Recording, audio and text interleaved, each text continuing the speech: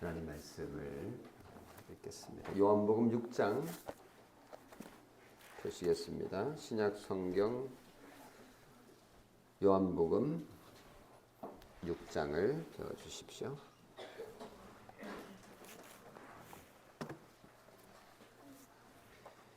요한복음 6장 1절에서 14절까지 말씀을 제가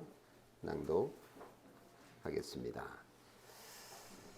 그 후에 예수께서 디베랴의 갈릴리 바다 건너편으로 가시매 큰 무리가 따르니 이는 병자들에게 행하시는 표적을 보았음이니라. 이르러라. 예수께서 산에 오르사 제자들과 함께 거기 앉으시니 마침 유대인의 명절인 유월절이 가까운지라. 예수께서 눈을 들어 큰 무리가 자기에게로 오는 것을 보시고 빌립에게 이르시되 우리가 어디서 떡을 사서 이 사람들을 먹이겠느냐 하시니 이렇게 말씀하시면 친히 어떻게 하실지를 아시고 빌립을 시험하고자 하심이라. 빌립이 대답하되 각 사람으로 조금씩 받게 할지라도 200데나리온의 떡이 부족하리이다. 제자 중 하나 곧 시몬 베드로의 형제 안드레가 예수께 여짜오되 여기 한 아이가 있어 보리떡 5개와 물고기 2마리를 가지고 있나이다. 그러나 그것이 이 많은 사람에게 얼마나 되겠사옵나이까. 예수께서 이르시되 이 사람들로 앉게 하라 하시니 그곳에 잔디가 많은지라 사람들이 앉으니 수가 5,000명쯤 되더라. 예수께서 떡을 가져 축사하신 후에 앉아 있는 자들에게 나눠 주시고 물고기도 그렇게 그들의 원대로 주시니라.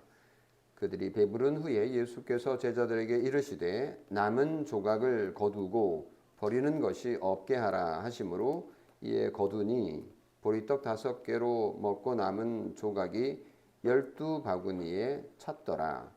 그 사람들이 예수께서 행하신 이 표적을 보고 말하되 이는 참으로 세상에 오실 그 선지자라 하더라.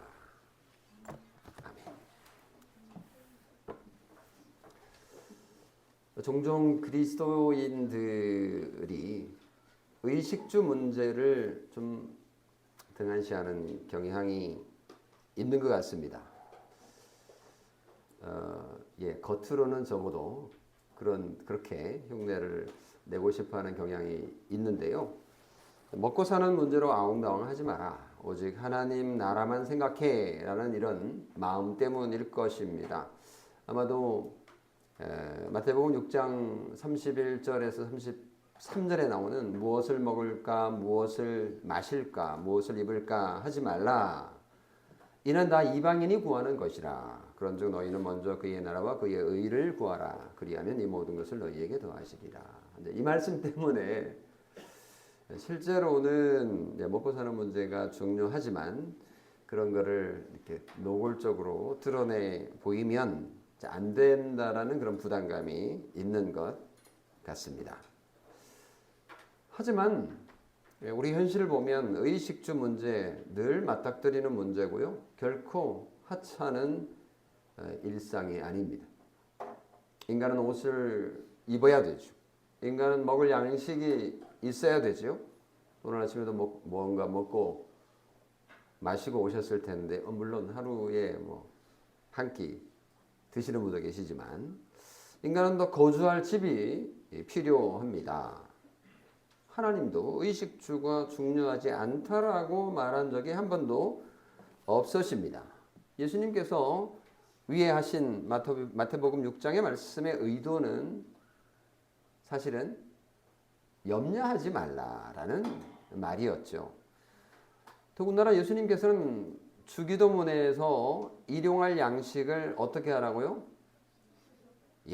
달라고 기도하라고 하셨습니다. 먹는 문제가 중요하고 먹거리를 위해서 우리가 기도해도 되는 거죠. 인간은 먹어야 살고 먹지 않으면 아무도 살 수 없습니다. 로봇은 먹지 않아도 살 수 있는데요. 로봇에도 먹을 걸 주죠. 로봇의 먹거리는 전력이나 에너지가 되겠습니다. 우리 교회는 오전 예배 후에 점심을 함께 먹잖아요. 가족마다 집에서 먹거리를 준비해 옵니다. 밥도 짓습니다.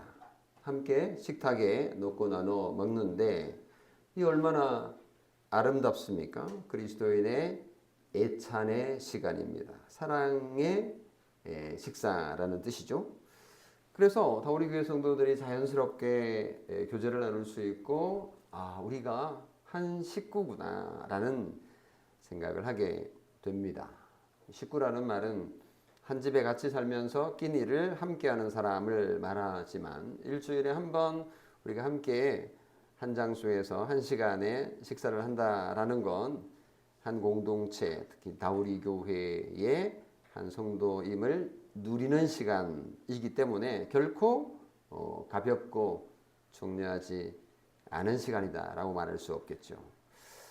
하나님께서는 우리에게 양식을 제공해 주시기 때문에 우리가 그 양식을 위해서 기도할 뿐만 아니라 또 주신 것에 대해서 늘 감사하는 마음을 가지고 하나님께 감사를 드려야 할 겁니다. 요리를 준비해 오는 우리 주로 이제 어머니들이 많이 준비하시는데 사랑을 쏟고 또 음식을 준비하는 또 종종 아빠들도 남편들도 그런 음식들을 준비해 오시는 걸로 알고 있는데 여러분의 수고가 결코 가볍지 않다라는 것 아시고 또 그것이 얼마나 귀하고 소중한 것인지 기억하시고 또 우리 모두 감사하면 좋겠습니다. 오늘 읽은 본문은 우리가 먹을 것이 없어서 곤란한 처지에 있던 그 무리에게 일용할 양식을 제공해 주신 예수 그리스도의 오병이어 기적. 오병이어. 무슨 뜻인지 아시겠죠, 여러분? 고개를 끄덕이네요. 무슨 뜻이에요? 오병이어. 네, 한자어라서 다섯 오자에다가 빵병자죠. 그리고 이어 뭘까요?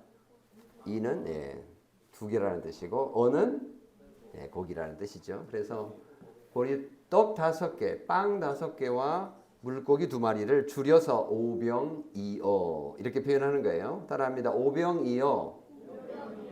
잘했습니다. 하루는 엄청나게 많은 사람들이 예수님을 따르고 있었습니다. 예수님께서 병자들을 많이 고치시니까 정말 인기가 많으셨어요. 그래서 사람들이 어마어마하게 많이 몰려오는데 그 숫자를 어떻게 제어할 수가 없었던 거죠.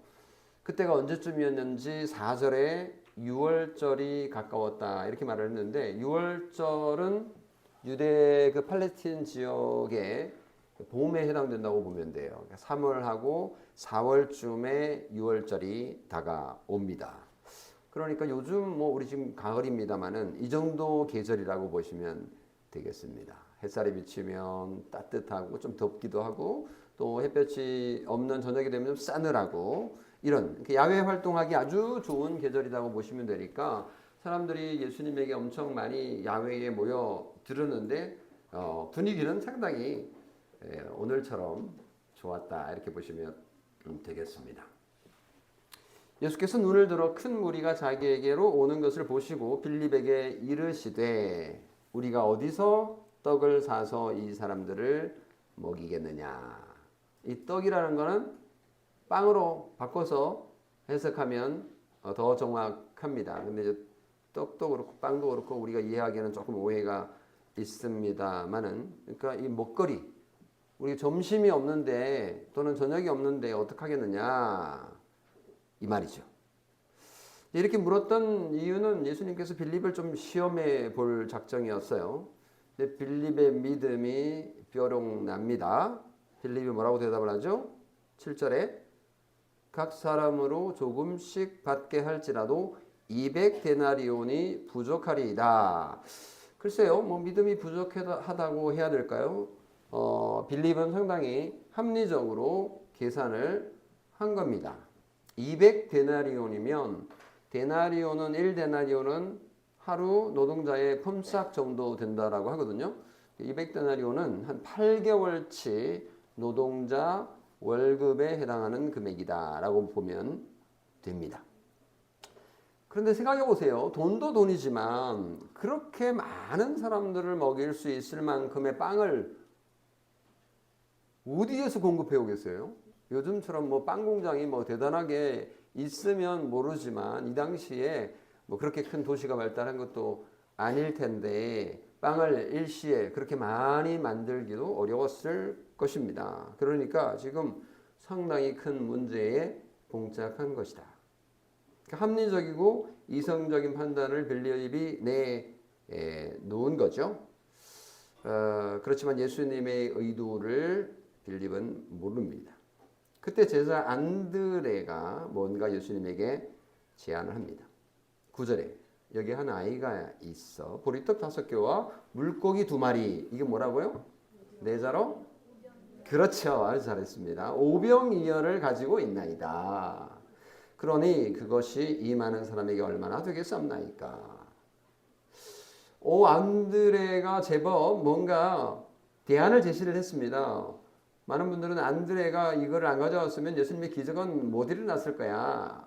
그러니까 안드레의 역할이 중요한 거야. 우리가 뭐라도 내놔야 돼. 라고 적용을 하는 부분도 있습니다만은 글쎄요. 안드레가 이것을 가져오지 않았으면 예수님이 기적을 못 이루셨을까요? 그건 아닐 거예요. 안드레가 이렇게 좋은 일을 한 것 같지만 뭐 굳이 그런 얘기를 지금 여기 하자는 건 아니잖아요. 이 많은 사람에게 얼마나 되겠냐. 그러니까 안드레도 별로 그렇게 믿음이 있었던 게 아니라 오히려 이거 가지고 뭐 하시게요? 그냥 한번 제가 말씀드리는 거예요. 이런 말이죠. 불신앙이 가득합니다. 제자들은 걱정이 이만저만이 아닙니다. 지금이라도 청중을 그냥 돌려 보내십시오. 이 사람들 굶어 죽을 거예요. 죽는 것까지는 아니지만 돌려 보내시는 게 현명한 방법입니다. 근데 예수님은 사람을 돌려보낼 마음이 전혀 없으십니다. 오히려 10절에 뭐라고 말하죠?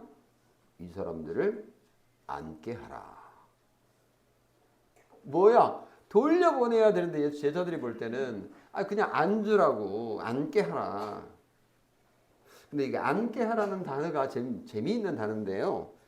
거기 여러분이 가지고 있는 성경에 보면 뭐 이렇게 번호 붙여가지고 앉게 하라라는 말 보충 설명을 해가지고 밑에 써놨잖아요. 거기 보면 헬라어의 이 단어는 기대어 눕게 유대인이 음식을 먹을 때 가지는 자세라고 되어 있어요. 아니 음식도 없는데 무슨 뭐 지금 음식 먹는 자세로 그냥 기대어 누워 있게 한 거예요. 그 이제 잔디가 쭉 많으니까 푸른 잔디가 앉아 있으니까 너무 소풍 온 기분 이런 거예요. 그래서 지금 예수님께서는 이상한 행동을 취하시는 겁니다. 이 사람들로 앉게 하라. 유대인들이 음식 먹을 때 가지는 자세 그런 이제 모양으로 50명씩 이렇게 앉으라. 그룹을 지어서 앉으라라고 했으니까 자, 식사할 거니까 너희들 준비해. 제자들이 볼 때는 뭐 아주 그냥 어안이 벙벙했을 겁니다. 도대체 예수님은 무슨 생각을 가지고 계시는 걸까?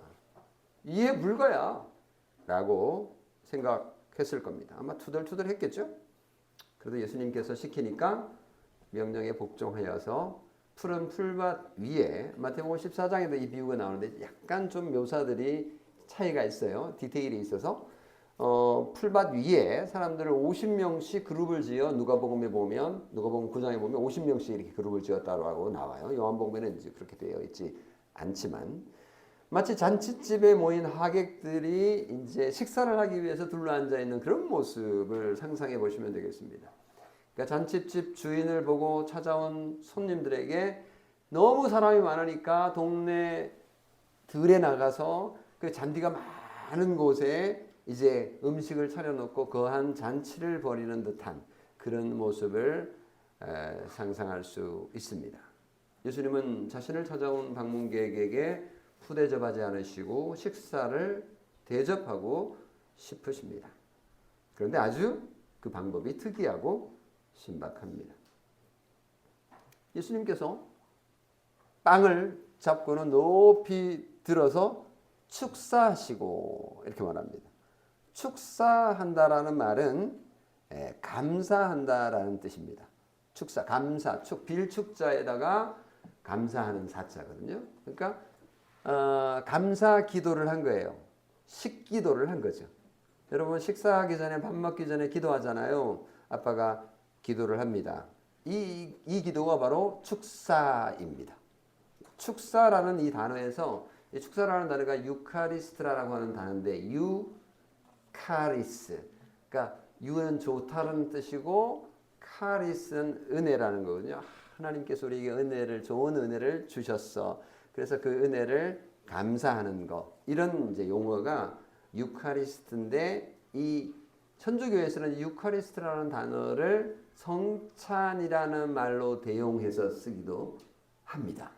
그러니까 지금 오병이어 기적에서 예수님께서 빵을 들고 축사하시고 유카리스트 하시고 요거를 성찬을 생각하도록 하는 것이라고 본 거죠. 예수님께서 축사하시고라는 그 모양을 성찬에다가 적용을 했는데 뭐 나름 의미가 있습니다.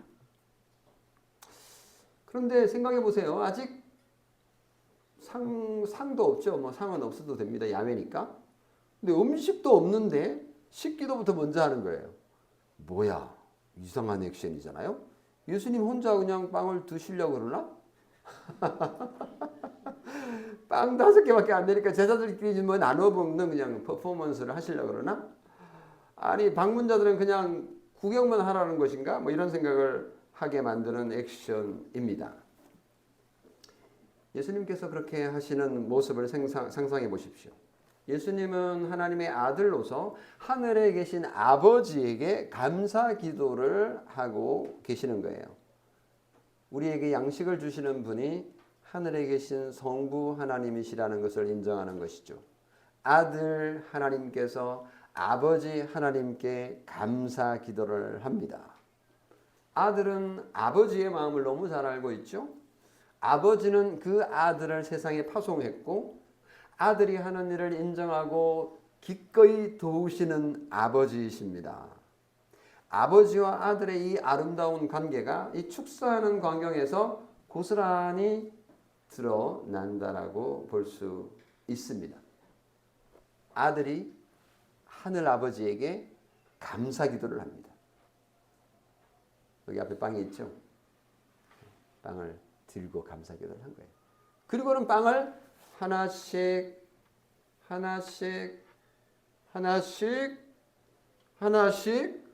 자꾸 생기는 거예요. 수십 개, 수백 개, 수천 개의 빵이 자꾸만 생겨나기 시작했습니다. 뭐야, 이거 마술사들이 그렇게 하잖아요. 마술사들이 막 이렇게 막 수건을 이렇게 꺼내잖아요. 마치 예수님께서 마술을 부르시는 것 같아요. 근데 이 마술은 사실은 눈속임이잖아요. 몇 개 이렇게 눈속임을 할 수 있지만 진짜는 아니죠. 예수님은 정말로 빵을 제자들에게 만들어서 전해줍니다. 제자들은 그것을 받아서 그룹에게 50명씩 앉아있는 그룹에게 식탁에 이렇게 갖다 놓습니다. 이게 기적입니다. 예수님의 손에서 빵이 계속 만들어지는 오병이어 기적 이렇게 표현을 하는데요. 이게 가능할까요? 예수님은 못하실 게 없으니까 가능하겠죠. 우리는 당연히 그렇게 믿습니다만은 생각해 보세요. 하나님 아버지께서 세상을 창조하실 때도 그랬잖아요. 하나님께서 세상을 창조하실 때 어떻게 했죠? 빛이 있으라 하시니 빛이 있었고 하나님이 보시기에 좋았더라. 창세기 1장 3절 4절 말씀입니다. 온 우주가 탄생할 때에 함께 하셨던 하나님의 아들 예수 그리스도께서 세상의 창조에 함께 하셨고 예수님도 창조주이십니다. 그런 예수님께서 빵을 창조할 수 있겠습니까? 없겠습니까? 당연히 있죠. 예수님께서는 못하시는 것이 없으신 분이신데 아버지께서 주신 능력으로 인간으로 오신 예수님이시지만 예수님은 하나님의 아들로서 능히 빵을 창조할 수 있는 분이시죠. 그래서 예수님께서 빵을 지금 창조하고 계신 것이다. 이렇게 생각하면 너무나 당연한 말씀으로 받아들일 수 있습니다. 창조주 하나님 예수 그리스도께서 만들어주시는 이 빵의 기적을 경험하고 있는 제자들은 얼마나 신이 났을까요? 그래서 열심히 빵을 갖다 나릅니다. 바구니가 가득 차면 앉아있는 무리들에게 또 나눠주고 또 바구니가 가득 차면 또 나눕니다. 첫 번째 바구니, 두 번째 바구니, 세 번째 바구니, 빵으로 가득한 바구니를 쉴 새 없이 갖다 나르는 역할을 제자들이 합니다. 예수님의 손이 이제 빵 공장이죠. 네. 그러고 보니까 예수님께서 빵 만드는 제빵사이신 셈이네요. 그죠? 예수님께서 만드신 거니까. 물고기도 그와 같은 방식으로 모든 사람들에게 나눠주시고 남은 빵 조각을 거두었더니 바구니 몇 바구니 남았을까요? 이야, 우리 이제 노예대에 나와서 퀴즈를 할 건데 이것도 시험 범위에 들어가나요? 아쉽게 아니죠. 이번에는 구약이죠. 1등 하겠는데. 좋습니다. 그래서 12바구니나 남았어요. 나는 생명의 떡이니 내게 오는 자는 결코 줄이지 않을 것이다. 나중에 35절에 보면 이런 말씀을 하시는데 예수님께서 생명의 떡이다. 생명의 빵이다 라고 말씀하신 건데 예수님께서 정말 생명의 떡이고 생명의 양식이라는 사실을 이 오병이어 기적을 통해서 보여주신 겁니다. 물론 예수님께서 매번 모일 때마다 이런 기적을 일으키신 것은 아닙니다. 정말 아니에요. 칠병이어 사건이 한 번 더 또 있었어요. 4,000명을 대상으로 7개의 빵과 2마리의 물고기로 4,000명을 먹인 사건이 또 한 번 있긴 하지만 다른 때는 그렇게 하지 않으셨습니다. 왜 그랬을까요? 예수님께서는 꼭 필요할 때 당신이 원하시는 때에 기적을 베푸시는 분이시기 때문에 그렇습니다. 평상시에는 보통 우리가 살아가는 방식대로 살아가다가 하나님께서 필요할 때 우리에게 기적을 베풀어 주시는 것이지 늘 기적을 베푸시는 분은 아니다라는 것을 우리가 알 수가 있습니다. 그래서 예수님께서 생명의 떡이라는 것을 이제 조금 이따가 더 설명해 주시는데 다음 설교에서 그건 상세하게 말할 거고요. 이 오병이어 기적은 예수님께서는 당신의 몸을 대속 제물로 주셔서 택한 백성들에게 주실 영적인 양식을 의미하는 것이지만 1차적으로 그리스도인에게 필요한 일용할 양식도 주시는 분이라는 것을 확실하게 보여준 사건이라고 볼 수 있습니다. 근데 어떤 신학자들은요, 이 오병이어 기적 사건을 이렇게 설명하기도 해요. 이런 얘기를 여러분 뭐 언젠가 들으셨는지 잘 모르겠습니다만은 이거는 기적이 아니고 이런 거야. 어떻게? 한 아이가 도시락을 내놓은 거예요. 아무도 도시락을 내놓지 않는데 뺏길까 봐. 근데 한 아이가 도시락을 내놓으니까 다른 사람들도 그때서야 도시락을 준비해온 도시락을 내놓기 시작을 해서 다 같이 그렇게 풍성하게 먹었다 라고 설명을 하는 겁니다. 그래서 예수님께서 기적을 일으킨 게 아니고 이 아이의 헌신으로 인하여서 모든 사람들의 헌신을 끌어낸 거다. 되게 멋있죠? 그러면 어떻게 돼요? 오병이어 기적은 예수님이 일으킨 것이 아니고 아이가 일으킨 것이고 그 전에 안드레가 또 도움을 준 거고 그리고 사람들이 다 자기 거를 내놨으니까 사람들이 만든 기적인 거예요. 그래서 우리 모두 이렇게 할 수 있는 능력이 있는 사람들이니 그렇게 살자라고 이 본문을 적용을 합니다. 동의가 됩니까? 그럴싸한 얘기 같아요. 그렇지만 성경의 기록을 보면 그 어떤 암시도 주지 않습니다. 오히려 사람들이 예수님의 기적을 보고 놀라서 그 사람들이 예수께서 행하신 이 표적을 보고 말하되 뭐라고 말해요? 이는 참으로 세상에 오실 그 선지자라 하더라. 예수님께 영광을 돌리고 있는 거예요. 만약에 사람들이 대단하게 행했다면 사람들에게 놀랐을 겁니다. 그 아이에게 영광을 줬겠죠. 그런 흔적이 전혀 없습니다. 그리고 예수님이 빵을 제자들에게 주면은 제자들이 사람들에게 전달해 주는 이 구도. 예수님이 빵을 주고 제자들은 그 빵을 받아서 사람들에게 전달해 줍니다. 이 빵은 먹으면 우리가 힘을 얻고 우리가 생명을 얻을 수 있잖아요.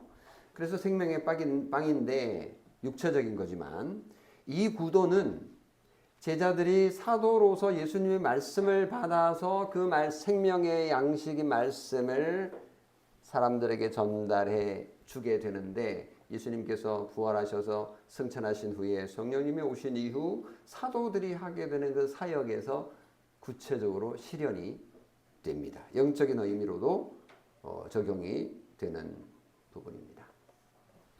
말씀을 마무리하겠습니다. 오늘 우리는 성만찬을 통해서 영적 양식을 공급받을 겁니다. 영적 양식을 실제로 우리가 먹는 빵과 포도주를 먹고 마심으로 확신하고 믿는 그런 시간인 거죠. 그래서 물리적으로 먹는 우리의 빵이 결코 중요하지 않다라고 말할 수 없습니다. 뿐만 아니라 우리는 점심때 또 애찬을 같이 하면서 일용할 양식을 공급해 주시는 분은 하나님이시다라는 것을 경험하게 될 겁니다. 성도 여러분, 염려하고 걱정하지 맙시다. 우리 주 예수 그리스도께서는 우리에게 꼭 필요한 양식을 아시고 공급해 주기를 원하시는 분이십니다. 일용할 양식을 주십시오라고 기도하십시오. 그때 주님께서 응답하실 겁니다. 아니, 그리하지 않아도 주님께서는 우리에게 필요한 것을 아시고 일용할 양식을 기적같이 해결해 주시는 분이십니다. 평소에도 일용할 양식을 공급하시는 분이시지만 아주 특별한 경우에도 그렇게 하시는 분임을 오병이어 기적을 통해서 우리에게 선포하고 있습니다. 오늘도 그렇게 하실 능력에 주님에게 감사하며 기도합시다. 아멘. 기도하겠습니다. 사랑이 많으신 아버지 하나님, 오늘 우리에게 주시는 하나님의 은혜와 사랑을 예수 그리스도의 오병이어 기적을 통해서 보여주시니 고맙습니다. 하나님, 오늘을 사랑하는 저희들에게 날마다 일용할 양식을 달라고 기도할 뿐만 아니라 또 그렇게 응답하시고 주시며 또 어떤 때는 우리가 어려움을 당하고 고통 속에 있을 때에 또 그것을 다 해결해 주시는 분이 예수님이심을 믿고 감사하며 기도하오니 하나님께서 우리에게 풍성하게 먹여주시고 입혀주시고 또 우리가 살아갈 수 있도록 도와주시옵소서. 우리 다우리교회 성도들이 가정에서 직장에서 여러 곳에서 생활하고 활동할 때에 꼭 필요한 양식과 능력과 권능을 하나님께서 공급해 주실 것을 소원하며 우리 주 예수 그리스도의 이름으로 기도하옵나이다. 아멘.